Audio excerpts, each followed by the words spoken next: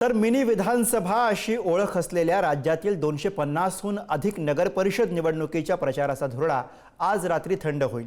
उद्या नगरपरिषदांसाठी मतदान होणार आहे। गेले काही दिवस सुरू असलेल्या प्रचारामध्ये लक्ष्मी दर्शन, हाणामाऱ्यांचे प्रकार सर्रास पाहायला मिळाले।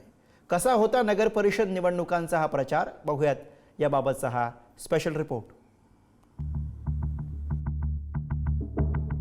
सांगोल्याचे माजी आमदार शहाजीबापू पाटील यांच्या कार्यालयावर टाकण्यात आलेल्या छाप्यामुळे नगरपरिषदांच्या प्रचाराचा अखेरचा दिवस गाजला। रविवारी शहाजीबापूंच्या सभेनंतर सांगोल्यात एलसीबी आणि निवडणूक अधिकाऱ्यांनी शहाजीबापूंच्या कार्यालयात तपासणी केली। त्यानंतर भाजप आणि शेकापच्या कार्यालयाचीही तपासणी झाली। पण काय झाडी काय डोंगरफेम, शहाजीबापूंच्या कार्यालयावर छाप्याची चर्चा दिवसभर राहिली। शहाजीबापूंनी भाजपला कडवं आव्हान दिल्यानं हे छापे टाकल्याची चर्चा होत राहिली। मी आणि माझ्या सगळ्या कार्यकर्त्यांना जेरबंद केलं। गेली 4-5 तास आम्हाला अडकून टाकलं। हॅरेसमेंट वेगवेगळ्या पद्धतीच्या केल्या, तपासण्या केल्या, डिमोरलाइज करण्याचा आम्हाला प्रयत्न केला।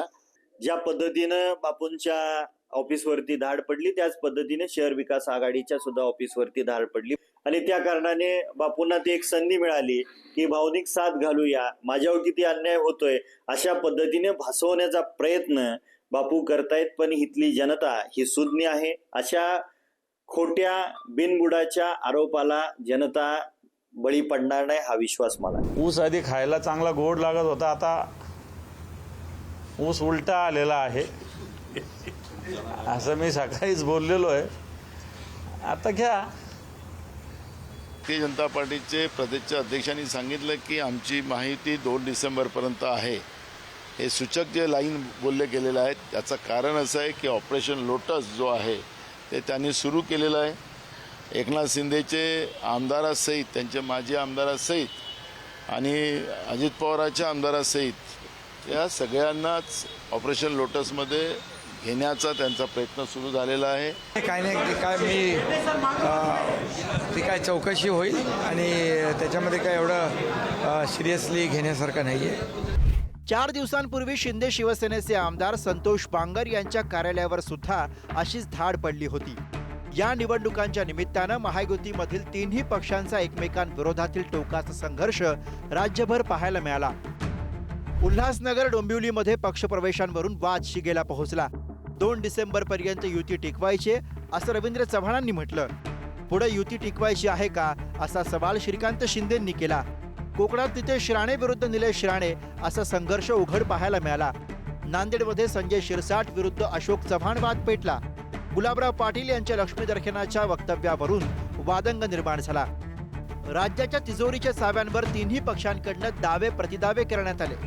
लाडकी बहीण योजना सुरू राहण्यासाठी महायुतीच्या पक्षांचा मतदानाचा जाहीर आग्रह। निधी हवा असेल तर मतदान करण्याची विधानं केली गेली।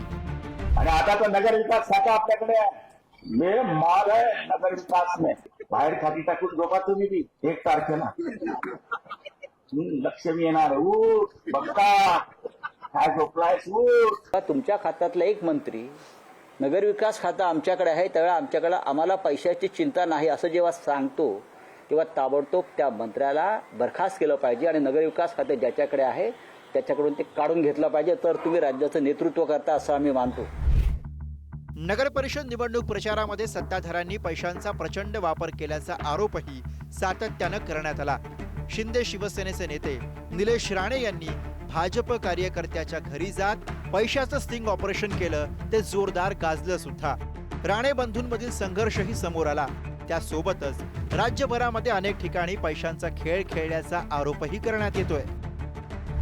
महायुतीकडून पैशांचा मोठा वापर झाल्याचा आरोप आहे। प्रचारासाठी नेत्यांकडून 5 ते 6 हेलिकॉप्टर्सचा, खासगी विमानांचा वापर। स्थानिक पातळीवर महायुतीमध्ये एकमेकांवर मात करण्यासाठी चुरस। प्रत्येक मतदारासाठी 5 ते 10 हजार रुपयांचं वाटप होत असल्याची चर्चा। पैसे वाटपाच्या आरोपांतून बदलापूरसह अनेक ठिकाणी वाद। निवडणुकांमध्ये पैसे वाटपासह हाणामारीच्या अनेक घटना घडल्या। पैशाच्या ताकदीवर निवडणुका जिंकणं म्हणजे लोकशाही नाही। याला आम्ही लोकशाही किंवा राज्य करण्याची पद्धत मानत नाही। नुसतं पैशावर राजकारण चालत नाही, पैशांवर माणसं विकत घेता येतात। मला आश्चर्य वाटतं राज्यातल्या जनतेचं। या राज्याची जनता 10,000 15,000मध्ये आपल्या मुलाबाळांचे भविष्य विकताय. नगर परिषदा निवडणुकीमध्ये स्थानिक पातळीवर वर्चस्व निर्माण करण्याच्या प्रयत्नात महायुतीतले तिन्ही पक्ष आणि त्यांचे नेते मग्न असल्याचं पाहायला मिळालं. त्या तुलनेने ठाकरे शिवसेना, काँग्रेस आणि शरद पवारांच्या राष्ट्रवादीकडून प्रचाराचा फारसा धुरळा उडालेला दिसला नाही. उद्धव ठाकरे आणि शरद पवारांसारखे नेते सुद्धा प्रचारापासून काहीसे लांबच असल्याचं पाहायला मिळालं. उद्धवजी ठाकरे कुठे आहेत, आदित्यजी ठाकरे कुठे आहेत, शिवसेनेचे इतर नेते कुठे आहेत, ते प्रचारामध्ये का दिसत नाहीत? कारण त्यांना माहीत आहे की जनता यांना नाकारणार आहे. म्हणून निवडणुकीच्या मैदानात जाण्याच्या आधीच उभाटा गटाने स्वतःच्या मनामध्ये पराभव स्वीकारलेला आहे. राजकीय पक्ष सहभागी होत असताना त्या शहराचे, त्या जिल्ह्याच्या लोकांनी त्या निवडणुका सांभाळाव्यात. त्यात राज्याच्या नेत्यांनी येऊन का पडावं? मग राज्याचंही तेच करणार आहे, नगरपालिकेचंही ते करणार. मग स्थानिक नेतृत्वाने करायचं काय? ज्या स्थानिक नेतृत्व कुचकामी आहेत त्यावेळेस आता भारतीय जनता पार्टी तर आता ग्रामपंचायतीला नरेंद्र मोदी बोलवायला मागे पुढे करणार नाही, अशा प्रकारची स्थिती झाली भारतीय जनता पार्टीची. महायुतीमधल्या पक्षांची एकमेकांवर सुरू असलेली कुरघोडीची स्पर्धा, लक्ष्मी दर्शनाचं जाहीर भाष्य, पैशांचा अफाट वापर, स्थानिक पातळीवर असलेला ताकदीच्या जोरावर जिंकण्याचा अट्टहास आणि या सगळ्या संघर्षात काहीसे दूर अंतरावर दिसलेले विरोधक.